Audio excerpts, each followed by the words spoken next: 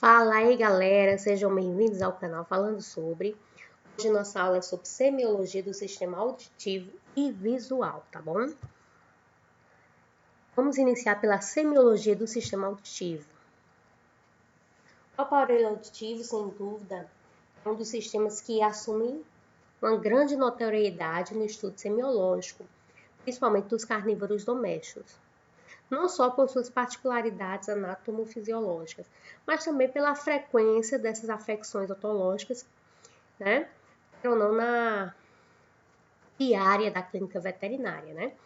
Os percentuais de diagnóstico das afecções otológicas na rotina da clínica de atendimento, principalmente de cães, ela está entre o número de 10 a 20% do total de casos atendidos na clínica, tá bom? O que justifica a necessidade do clínico veterinário de conhecer amplamente as bases anatômicas e semiológicas e a fisiopatogenia das alterações desse sistema, tá bom? E vamos iniciar uma pequena revisão anatômica, né? O aparelho auditivo ele é dividido em regiões bem definidas que se delimitam com um conjunto de estruturas em sequência. O segmento inicial, mais externo, chamado de orelha externa, estende-se do pavilhão da face externa da membrana timpânica.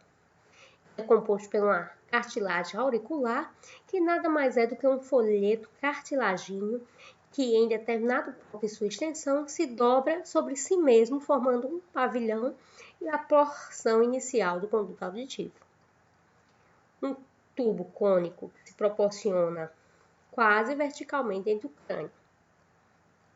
Essa cartilagem se conecta a uma segunda cartilagem anular, também um pequeno folheto cartilagíneo que também se dobra sobre si mesmo, porém formando um pequeno cilindro em posição aproximadamente horizontal, que se conecta por sua vez ao crânio, mais precisamente na entrada da bolha timpânica, chamada de poro acústico externo.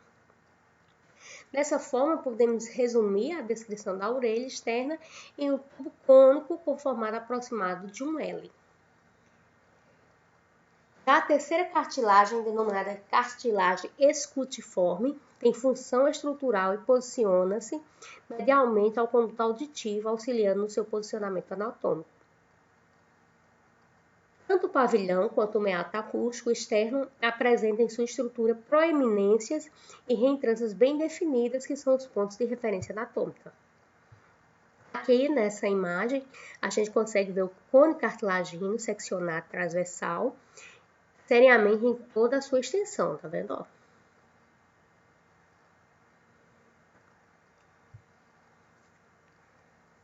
Já que a gente tem uma visão lateral do ponto de conexão entre a bolha timpânica e a cartilagem anular, notando o trajeto do nervo facial ventralmente à bolha, tá vendo? Aqui a gente vê a dissecção anatômica de todo o cone cartilagíneo desinserido da bolha timpânica. Toda essa estrutura tubular que representa o meato acústico externo é recoberta em seu interior por um delicado epitélio estratificado queratinizado, cuja espessura vai entre 1 a 2 milímetros. Alberga assim estruturas como folículos pilosos, glândulas sebáceas e glândulas ceruminosas. Essas estruturas são tanto mais raras à medida que nos afastamos da orelha externa e nos aproximamos da membrana timpânica, tá bom? E aí a gente tem aqui uma visão lateral da orelha esquerda e seus pontos, né? O vértice, a borda lateral da hélice, a borda medial da hélice, a escafa, aqui a antihélice, a espinha da hélice, o pilar lateral da hélice, a incisura petrágica, o trago, a incisura intertrágica, o processo intertrágico lateral, o processo antitrágico medial e o saco cutâneo marginal. Tá bom? Externamente ao cone cartilagino, que compõe o conduto auditivo, conecta-se uma série de músculos responsáveis, em grande parte, pela movimentação do pavilhão e do próprio conduto auditivo. Essa grande capacidade de movimentação da orelha externa se relaciona às manifestações posturais relacionadas à captação sonora, proteção do conduto auditivo e expressão facial. É também pela superfície externa do cone cartilagino, especialmente na sua porção medial, que boa parte da inervação e vascularização do meato acústico internos faz aferência e eferência à orelha externa. A membrana tipânica é uma estrutura de aspectos anatômicos bastante particulares e de grande importância semiológica, já que ela divide a orelha externa da orelha média, essa sendo delimitada pela bolha tipânica. E assim ela é composta em 3 camadas, em sua face interna, por um epitélio derivado do epitélio de recobrimento faríngeo, em sua camada intermediária pelo tecido conjuntivo conectivo, e em sua face externa pelo epitélio queratinizado. Sua área de formato elíptico e côncavo, e sua face externa é dividida em 2 regiões bem definidas, a pars flácidas e a pars, certo?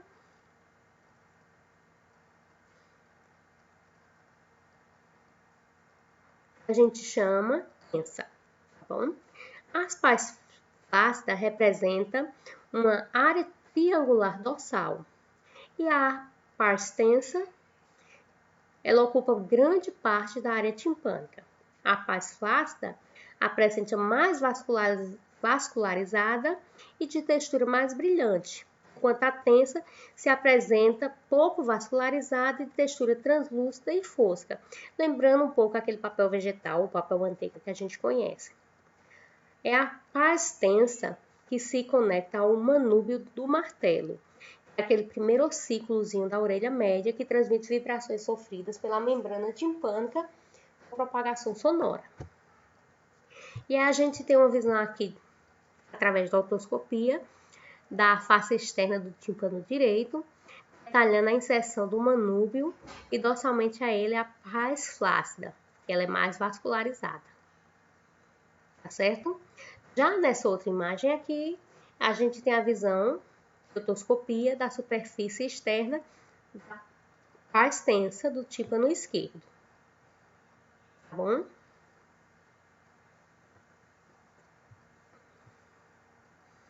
E aí a gente entra nos meios semiológicos aplicados ao aparelho auditivo.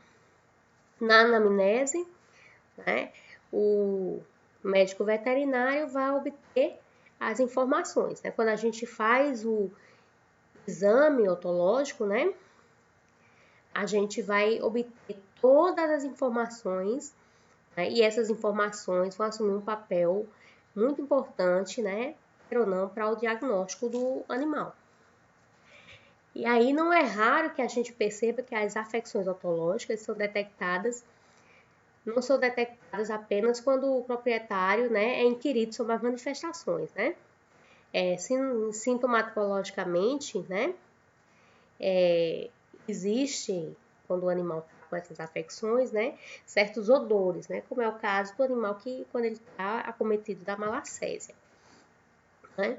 E aí a gente consegue ver também que o animal ele tem certas manifestações, uns certos meneios de cabeça, de movimentações da cabeça, porque ele se sente incomodado com as afecções do aparelho auditivo, E aí a gente vai fazer a inspeção direta. O que seria a inspeção direta, É onde a gente vai detectar os sinais óbvios de alterações otológicas. Ainda na sala de espera, não é incomum observarmos o animal, os meneios de cabeça do animal, as manifestações de prurido, distúrbios do equilíbrio, uma vez que o aparelho auditivo pode fazer com que o animal tenha problemas de equilíbrio. A gente também pode detectar durante o percurso do animal, quando ele é conduzido para o consultório, esse desequilíbrio. E aí, sobre a inspeção cuidadosa, a gente vai ver a presença de secreções, se há lesões, se há edema, se há otite grave, se há alguns eczemas, que pode ser grave ou não, ou úlcera por neoplasias no aparelho auditivo. Então, tudo isso deve ser observado. No processo de palpação, né, a gente inicia pela manipulação da orelha. A gente deve lembrar que a orelha ela fica muito próximo da boca do animal. E aí existe um risco de mordedura, principalmente se os animais forem agressivos. Né? E aí por isso que a gente precisa fazer uma contenção correta, tá certo?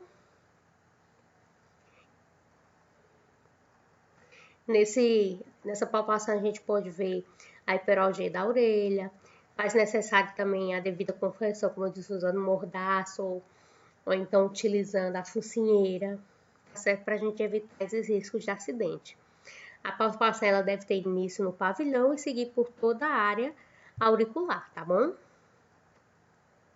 A otoscopia, que seria a inspeção indireta, certo? Nada mais é do que quando a gente vai observar o conduto auditivo pelo otoscópio. Então, toda otoscopia deve ter seu início com a contenção do animal, seja ela através da contenção mecânica ou da sedação, certo? Será o nível de agressividade do animal que vai determinar o tipo de contenção que cada pessoa vai fazer, né? Que o veterinário vai realizar. A otoscopia sobre a ausência de sedação deve ser iniciada com o animal em decúbito external ou em posição quadrupedal, o qual deve estar contido pelo auxiliar que deve apoiar o crânio do animal com a mão sobre a mandíbula a fim de evitar que o animal tenha movimentos bruscos da cabeça. O posicionamento em decúbito lateral, embora possa ser considerado, não permite que a gente tenha um acesso adequado ao conduto aditivo, tornando o trabalho do clínico desconfortável. Por isso que o posicionamento mais correto seria justamente a posição quadrupedal. E aqui é uma pequena observação da técnica de otoscopia, como a gente faz, né? A gente coloca o otoscópio no aparelho auditivo do animal e aí a gente vai observar o segmento inicial do ramo vertical do conduto auditivo, a transição entre o segmento vertical e horizontal, certo? E a visualização do segmento horizontal. A gente vai dar uma olhada nesse conduto aqui, tá bom? Além disso, quando a gente muda a posição, ó, a gente consegue visualizar o tímpano, certo? Do animal. Nessa imagem aqui a gente tá vendo o tímpano, tá certo? Do conduto, ou seja, do ouvido esquerdo. E aí, durante a otoscopia, também ela pode ser realizada a partir do vídeo, tá bom? Sem dúvida nenhuma, com a popularização dos equipamentos de cirurgia de vídeo assistida, a entrada desse tipo de equipamento, né, vem ganhando um espaço muito amplo nas clínicas veterinárias, tá certo? Além das vantagens óbvias, né, de compartilhamento de imagens, essas técnicas também permitem a obtenção de imagens bastante ampliadas que ganham importância na avaliação das porções mais profundas do conduto auditivo. E aí, se o clínico ele também tiver alguma dúvida, ele pode recorrer à imagem em vez de estar observando o animal de novo, uma vez que para o animal, queira ou não, a entrada do otoscópio, né, no aparelho auditivo é incômodo, né? Outro exame que pode ser feito também por inspeção indireta é o exame radiográfico. Embora a maior parte da extensão do conduto auditivo seja construída de tecidos moles, a avaliação radiográfica tem grande importância na semiologia, porque a radiografia vai nos ajudar na avaliação da orelha média e das alterações patológicas da orelha externa. Aí essas radiografias têm que ser feitas em 3 posicionamentos, tá certo? A exposição dorso-ventral, que vai permitir visualizar boa parte do trajeto da orelha externa, átero lateral, que vai ajudar na avaliação das bolhas timpânicas, e decúbito dorsal, que é para ajudar na exposição das bolhas timpânicas pela cavidade oral, né? E aí esse último método aqui vai existir a anestesia do animal, né? Tá certo? Também pode ser utilizado o que na inspeção indireta? A tomografia computadorizada. Né? Então, a avaliação tomográfica do aparelho auditivo, né, sem dúvida, é um exame de eleição em detrimento ao exame radiográfico simples. Né? Porém, infelizmente, na medicina veterinária, né, não é todas as cidades que tem disponível a tomografia computadorizada. Por isso, se utiliza mais o raio-x. Tá certo? E aí, através da tomografia, né, a crescente chegada das tecnologias de diagnóstico da medicina veterinária estão ajudando cada vez mais, né, nesta observação, né, dos exames de rotina, nesse caso aqui do exame otológico, tá certo?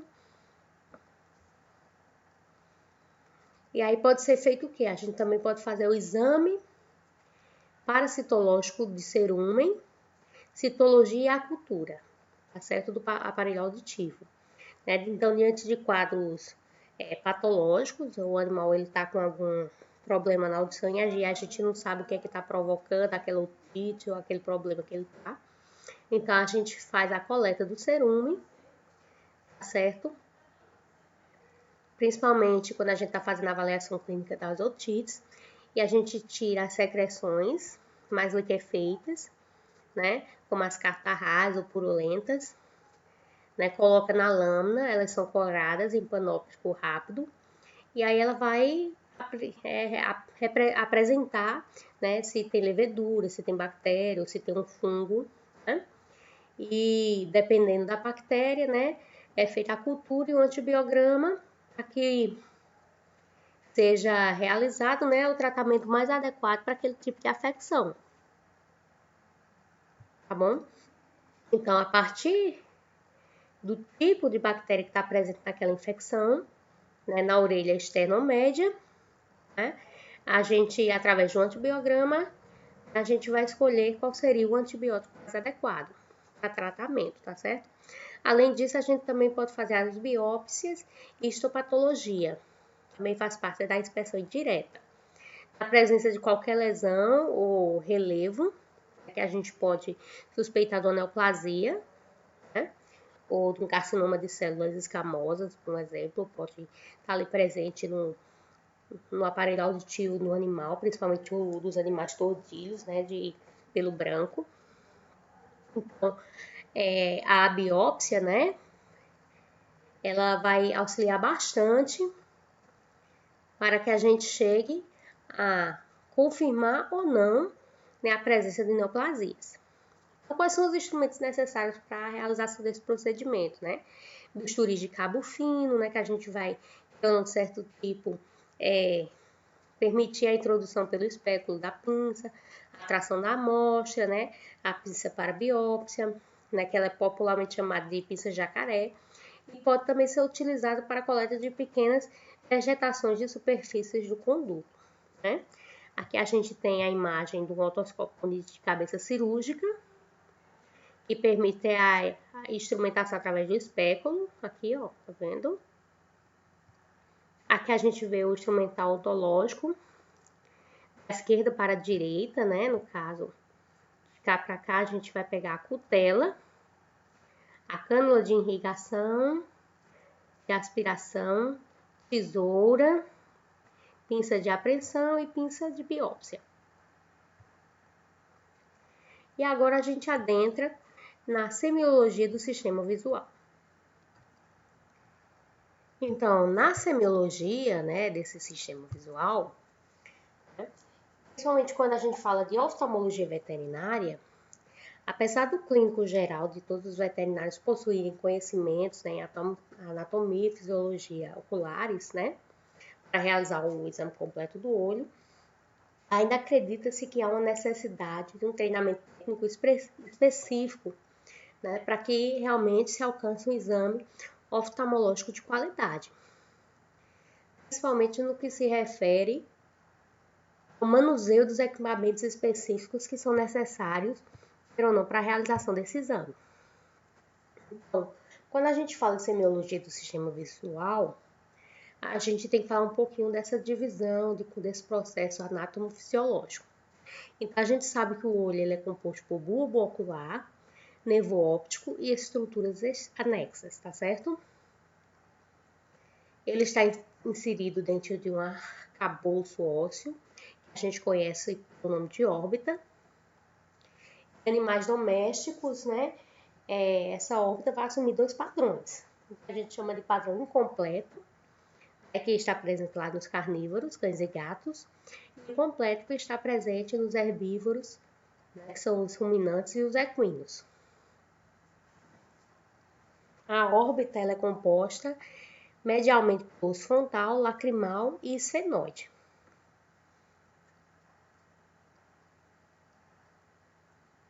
A parede dorsal é formada pelos ossos frontal e lacrimal.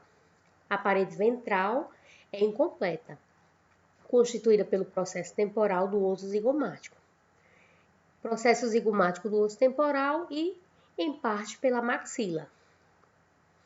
Caudalmente, a órbita óssea apresenta o processo zigomático do osso frontal e do processo frontal do osso zigomático, os quais em cães e em gatos são relativamente curtos. E aí a gente vai ver aqui conceitos gerais sobre anatomia e fisiologia ocular. Aqui a gente tem um esquema geral do olho de um animal. A íris, tá bom? A pupila, os cílios, o que a gente chama de limbos, a conjuntiva, o canto temporal lateral, o canto nasal medial, a pálpebra superior, a pálpebra inferior e aqui o que a gente chama de terceira pálpebra. Os olhos de animais são diferenciados de acordo com a necessidade de acuidade visual, bem como o hábito de cada espécie. Aí, sobre esse aspecto, os animais vertebrados são divididos em 3 classes, né? Que são animais diurnos, animais noturnos e os adaptados a ambas as situações. E aí, o olho é composto por 3 túnicas distintas, 3 câmaras internas e seus constituintes internos. Essas túnicas são dispostas em camadas, sendo a mais externa chamada de túnica fibrosa, formada pela córnea e a esclera, que oferece sustentação ao bulbo. A esclera é a parte mais rígida e brancacenta da túnica fibrosa. A camada média do bulbo é a túnica vascular, chamada também de úvea, a qual é composta de 3 porções distintas: íris, corpo ciliar e coroide. A última porção, a mais interna, é a túnica nervosa composta pela retina, porção óptica e porção cega da retina. E aí a gente vê aqui, ó, o corpo ciliar, a córnea, a íris, o cristalino, o corpo ciliar, a esclerótica, o nervo óptico, o coroide e aqui a retina, e aqui o humor vítreo. E aí, quando a gente fala das estruturas internas do olho do cão, a gente também vê, ó, a gente tinha falado anteriormente, a glândula lacrimal, glândula tarsal, corpo ciliar, cílios, ângulo iridocordiano, fibras zonulares, lente, pupila, córnea conjuntiva, aqui a córnea, aqui a conjuntiva, aqui a câmara anterior, a íris, cartilagem da membrana nictante, glândula da membrana nictante, aqui, ó, fundos não tapetal, arteríolas da retina, certo?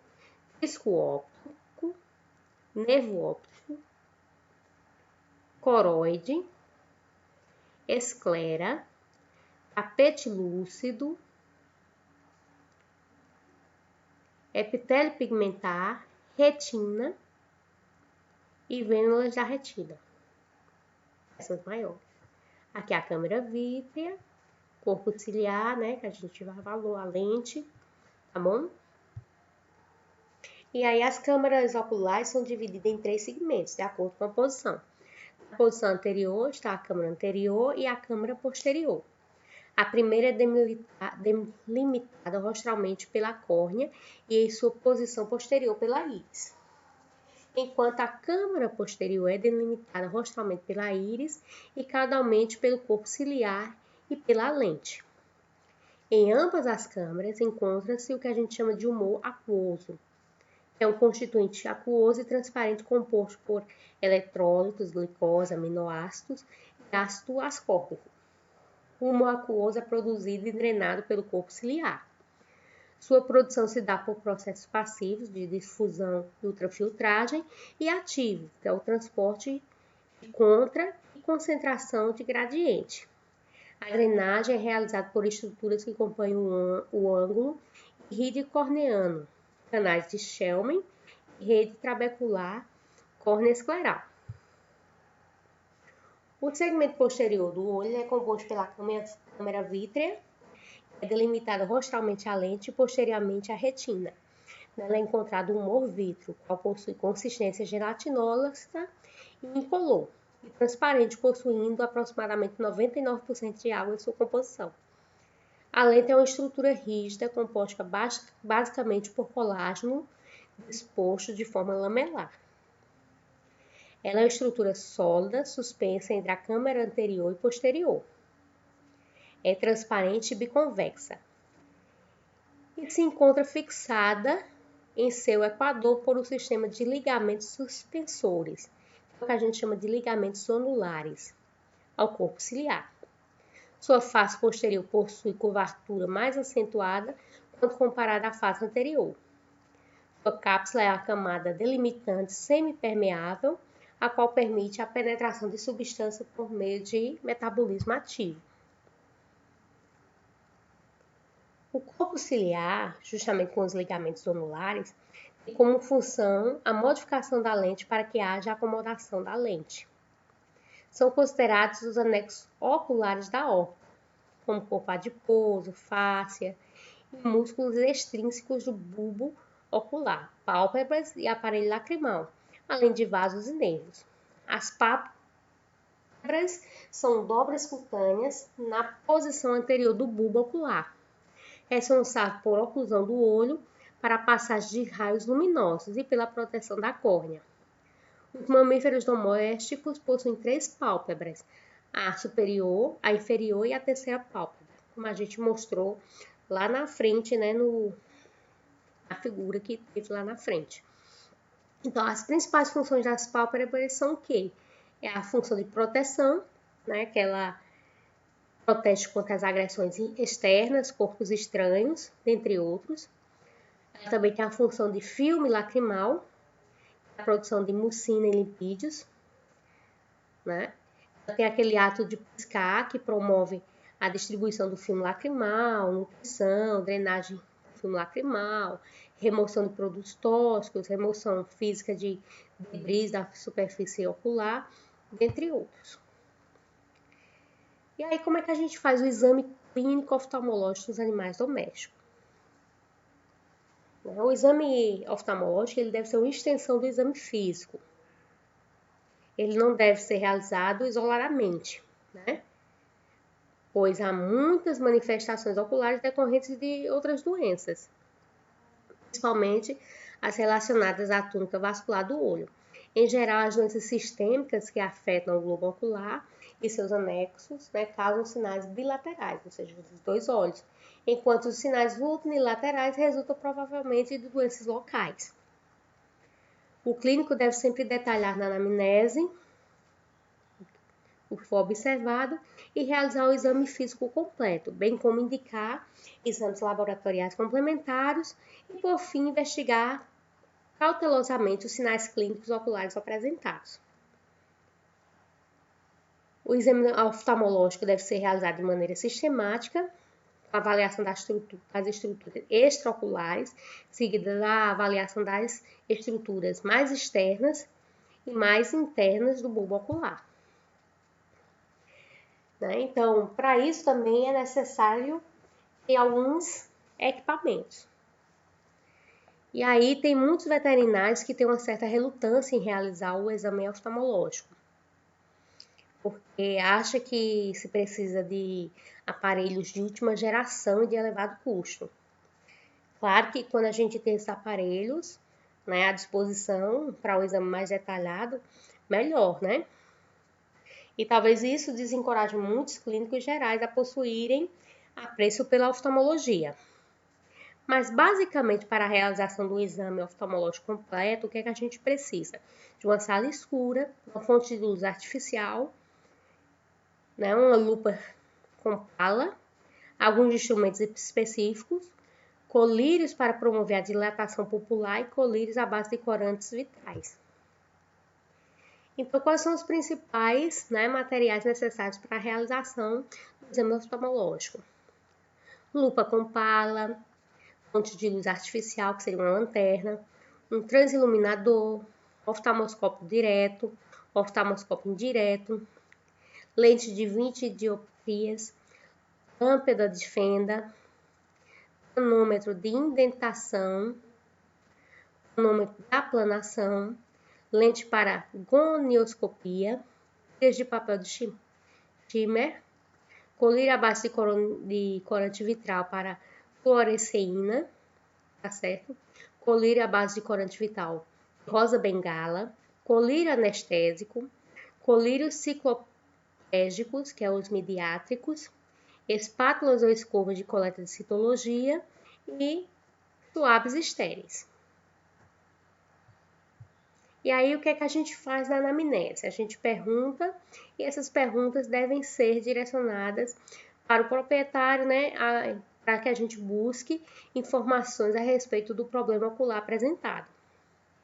Se o animal tem baixa acuidade visual, se piora de noite ou de dia, qual a duração desses sinais clínicos, se houve melhora ou piora desse quadro com o aparecimento da doença, se já teve histórico de doenças oculares anteriores, a condição se ela é uni ou bilateral, se a evolução foi rápida ou progressiva, se há presença ou não de secreção ocular, qual o tipo da secreção, se há histórico de trauma ocular, se há histórico familiar de doença ocular, porque muitas vezes o pai ou a mãe do animal tem o mesmo problema, se houve tentativa de tratamento tópico sistêmico, quais os fármacos foram utilizados, se houve melhora ou piora do quadro com o tratamento, se houve ocorrência de sinais clínicos sistêmicos, certo?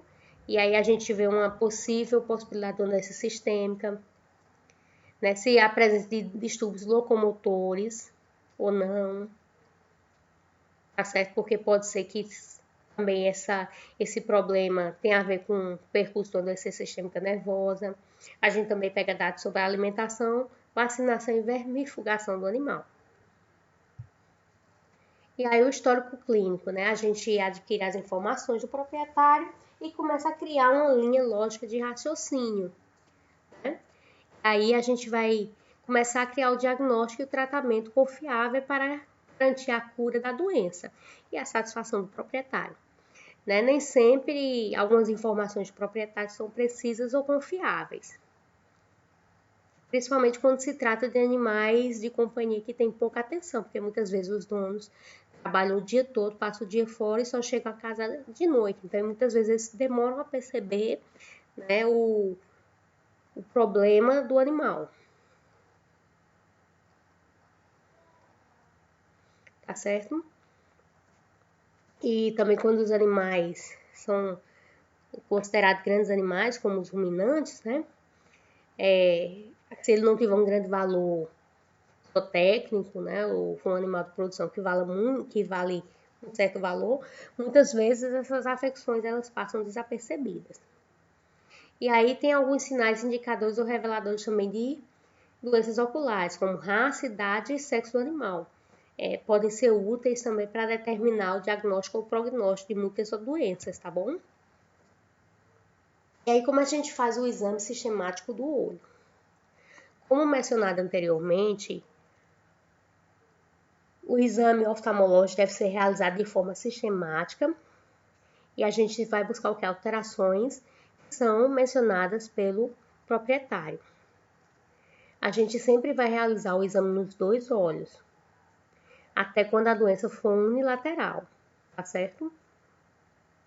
Então, a gente deve iniciar sempre o exame pelo olho, né, que está supostamente normal, tá certo? Para depois ir para analisar o olho que estaria, né, com afecção, tá bom? E aí também existe a realização do exame físico prévio anterior, né, o exame geral. Inicialmente a gente vai avaliar a relação do animal no ambiente desconhecido de exame. Se houver histórica de cegueira, o mesmo deve ser estimulado a andar pela sala.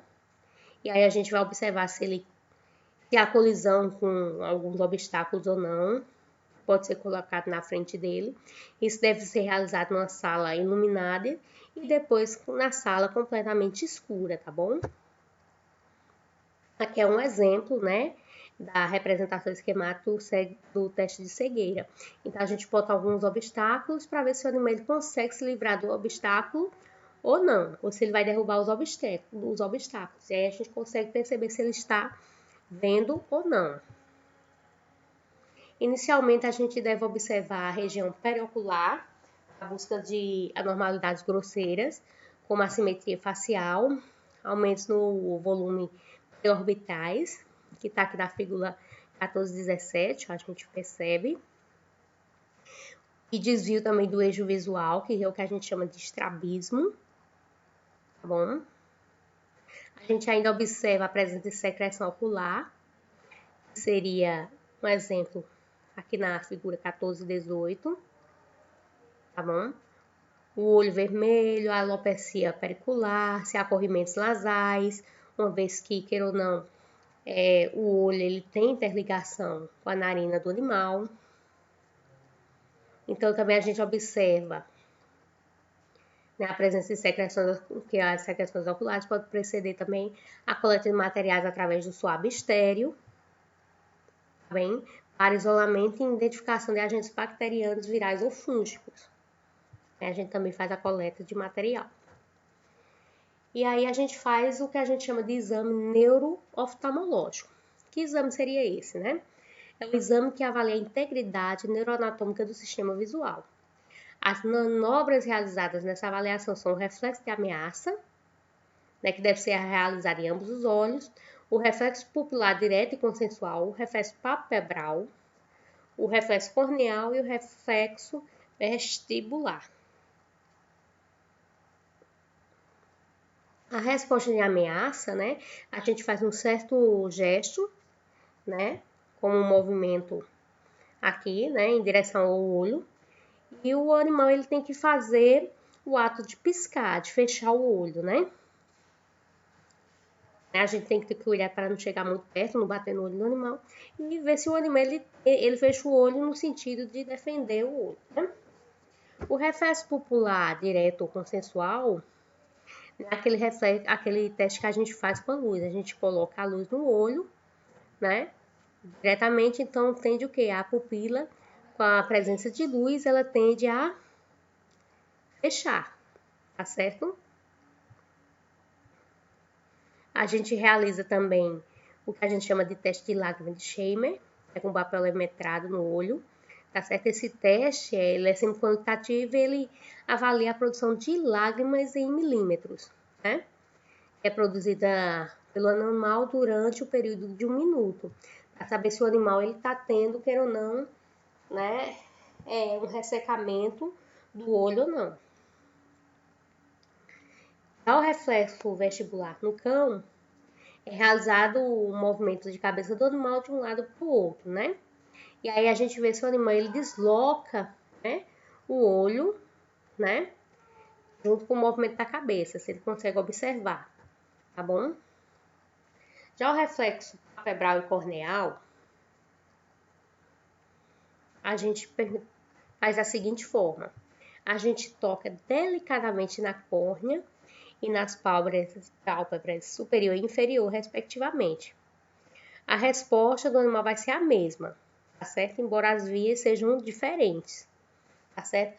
É importante salientar que esses reflexos não indicam necessariamente que o animal possui visão, né? Eles são processos, eles são, queira ou não, processos que apresentam reflexos protetores destinados a produzir o fechamento das pálpebras e a movimentação da cabeça de maneira rápida, a fim de prevenir lesão. Então, você, quando tenta tocar o animal, ele vai ou fechar os olhos, ou então ele vai tentar mexer a cabeça para proteger.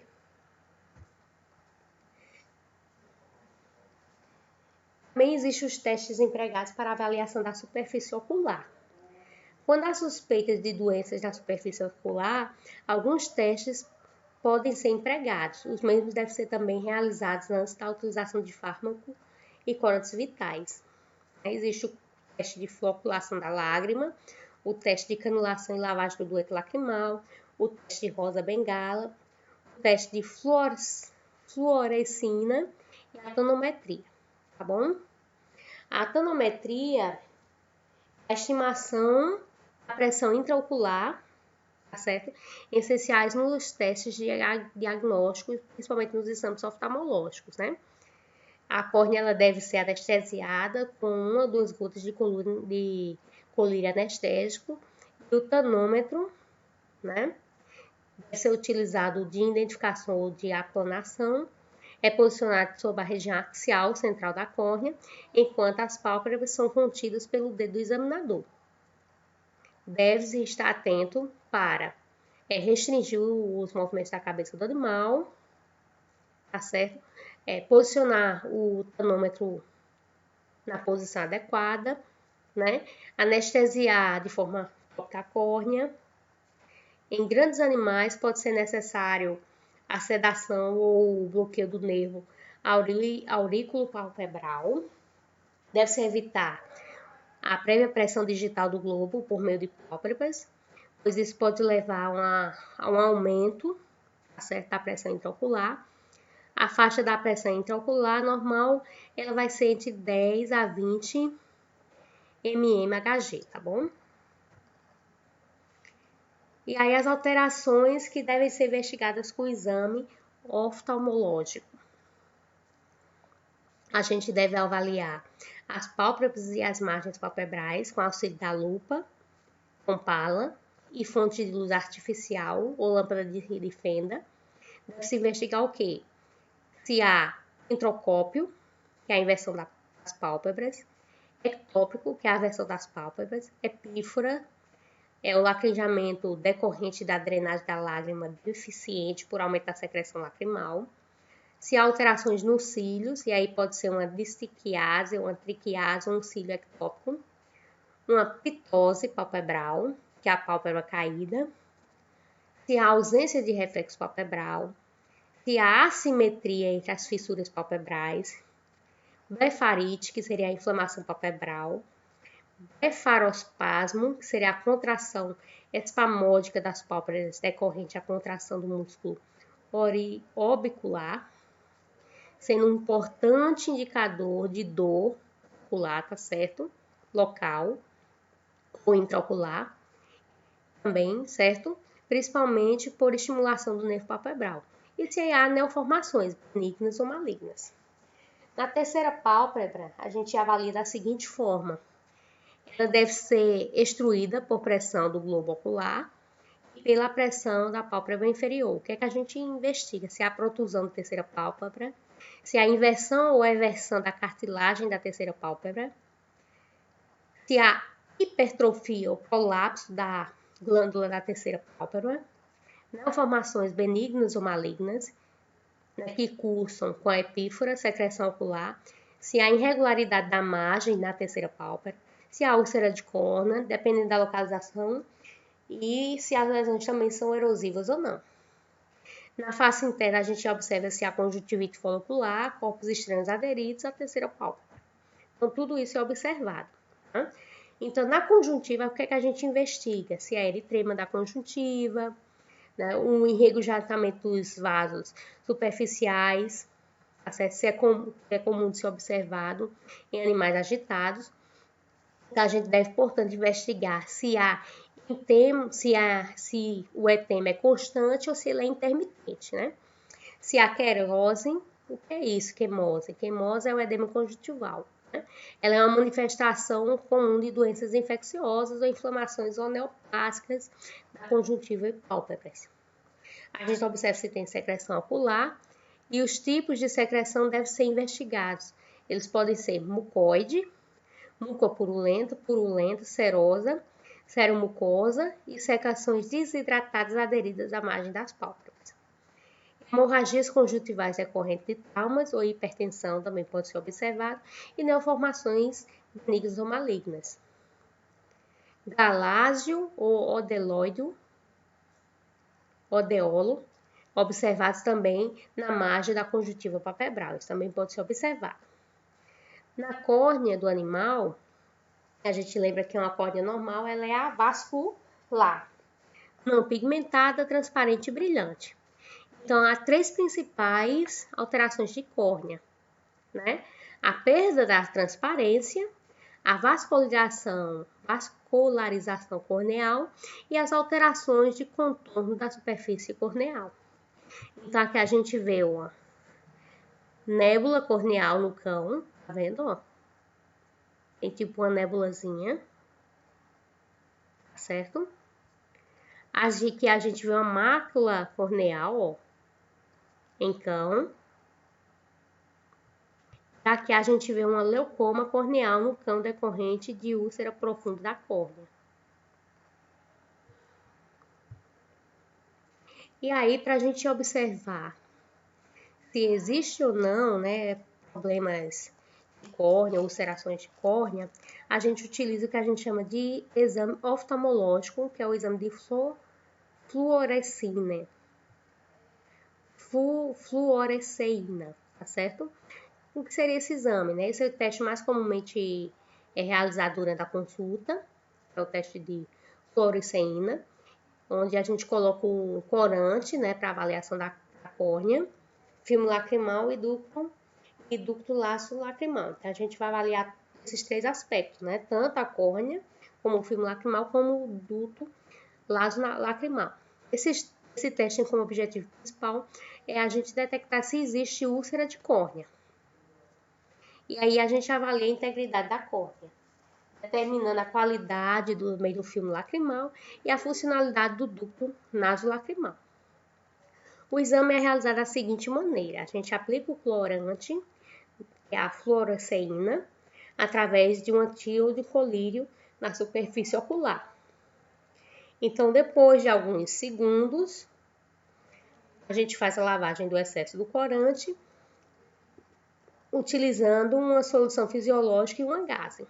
Então, a gente vai observar em uma sala com pouca luminosidade, utilizando principalmente uma fonte de luz azul cobalto, fazendo a avaliação que se deseja. Em casos de que seja positivada as úlceras de córnea, esse corante vai aderir à região corneal acometida, mostrando a extensão e a profundidade da úlcera ao veterinário. A úlcera de córnea são lesões que ocorrem com grande frequência em cães e gatos, principalmente em raças braquicefálicas, tá bom?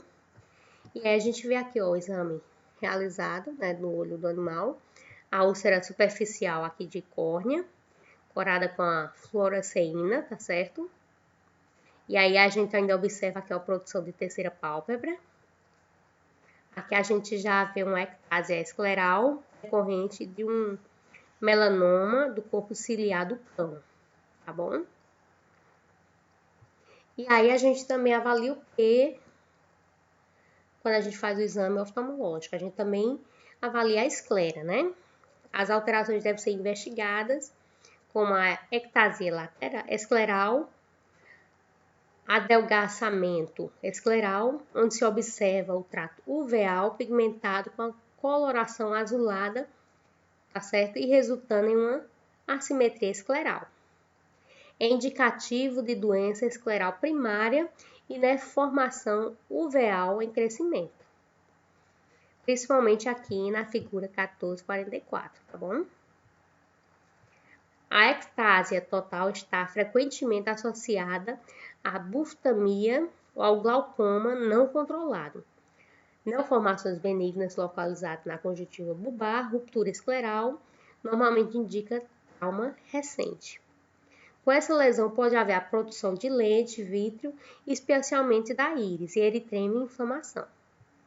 A gente vê aqui uma pequena eritrema, né, essa modificação aqui. Então, como falado, né, a gente vê aqui uma doença escleral primária com neoformação uveal do crescimento. E aí a gente vai avaliar também o que? O sistema lacrimal, que deve ser investigado através do teste da lágrima de Schimmer. Esse teste de floculação da lágrima, teste de canulação e de lavagem do ponto lacrimal e teste de Jones, tá bom? A gente avalia também a câmara anterior, que são as alterações da profundidade da câmara anterior. Se ela é profunda em casos de luxação ou subluxação posterior da lente. Hipóprio, se há presença de material purulento, normalmente rico em neutrófilos, linfócitos, macrófagos e células plasmáticas. Na câmara anterior, por gravidade, acumula-se uma porção ventral na câmara. A gente observa também se tem ou não efizema. O que é efizema? É a presença de sangue na câmara anterior. Se há a presença de fibrina na câmara anterior, corpos estranhos. Flare, que se refere à turbidez do humor aquoso causado pela presença de proteína das células, pigmentos cristais ou processos inflamatórios do trato uveal, que é o chamado uveites. A presença de precipitados ceratínicos aderidos ao endotélio da córnea observados na uveites, principalmente aquelas decorrentes de toxoplasmose e peritonite infecciosa felina. Tá bom? Já na íris, no espaço pupilar, a gente vai observar as condições congênitas envolvendo essas estruturas. Tá bom? No entanto, algumas possuem pouco significado visual. Em outras condições que resultam em alterações de visão, né, que é o significado visual. E aí a gente vê a policória, a coloboma, cistos da íris, heterocromia de íris, corectopia, dentre outras, não resultam alterações na visão. Mas o encontro de persistência da membrana pupilar, midrize, miose, anisocória, irridodenese, a ausência do reflexo pupilar direto consensual, sinéquia posterior, total de 360 graus, é íris bombé, né, constitui alterações de significado visual. E aí essas alterações devem ser investigadas. Como assim? Porque essas alterações elas se referem à atropia de íris, eritrema, rubeose stridis, né, que é a neovascularização da íris, e a leucocória. Então, tem algumas afecções de íris e de aspectos pupilares que têm significados visuais e outras não. E as que têm devem ser ou não estudados, né? A gente vê aqui uma foto da íris bombé no cão e aqui uma foto de catarata madura em cão. Então, essas daqui vão ter, sim, significado visual, tá bom? Já na lente, a gente vai ver as alterações de tamanhos de lente. Afácia, microfácia, esferofácia, lenticonus, lenticlobo. Alterações na posição da lente, luxação, tanto anterior como posterior, subluxação anterior e posterior. E ainda podemos encontrar alterações na transparência da lente quanto à obfuscação da lente. É o que a gente chama da catarata, né? E aí, para catarata, aquela cirurgiazinha que você retira ou não, esse processo, essa carnosidade de cima, né? Fazendo com que o animal tenha, né, sua visão restaurada. No vítreo, a gente vai observar as anormalidades congênitas, principalmente do que a gente fala da persistência da artéria hialoide e seus membros remanescentes. Persistência de vítreo primário, exudato inflamatório, hemorragia vítreas e bandas de tração de tecido fibroso. Usualmente são adendas à retina, tá bom? A retina do animal. E aí na retina, né? A observação da retina por meio da oftalmologia na identificação das alterações requer também uma grande experiência e treinamento por parte do clínico. Esse processo é importante investigar as alterações na coloração da retina e na aparência geral, incluindo o nervo óptico. Quanto à coloração, pode-se observar o aumento da refletividade da aura palpebral, a pigmentação sobre a aura papetae, certo? A perda de pigmento, a pigmentação da área não papetal, exudatos retinianos e hemorragias sobre dentro e abaixo da retina. Deve-se ainda investigar a presença de descolamento de retina, esse descolamento pode ser parcial ou completo, e a atenuação dos vasos retinais. Já no nervo óptico, aqui a gente tem uma imagem do deslocamento completo, tá certo? Da retina, e aí a gente vê que é bem visível, tá certo? E aqui nem precisou do auxílio da oftalmoscopia, tá bom? Do oftalmoscópio. Já no nervo óptico, deve ser investigado lesões escavativas, como colobomas, a escavação da cabeça do nervo óptico. Deve ainda procurar alterações vasculares, como hemorragias, engurgitamento ou proliferação capilar sobre o nervo óptico. Em caso de alterações inflamatórias, a gente ainda investiga sobre a ocorrência de papilemia, que é o edema da papila óptica, e se há ou não atrofia do nervo óptico. E aí, para a realização do exame oftalmológico, faz também o uso de exames especializados, né? As técnicas diagnósticas especializadas empregadas são a gonioscopia, eletroretinografia, ecografia ocular, que é a ultrassonografia, daquiocistografia, que é a radiografia constatada do sistema lacrimal, angiografia fluorescênica e a tomografia ocular. E aí, com base, a gente teve para estudo o Semiologia Veterinária, Arte do Diagnóstico, do Francisco Leidson F. Feitosa. Tá bom? Então, até a próxima aula.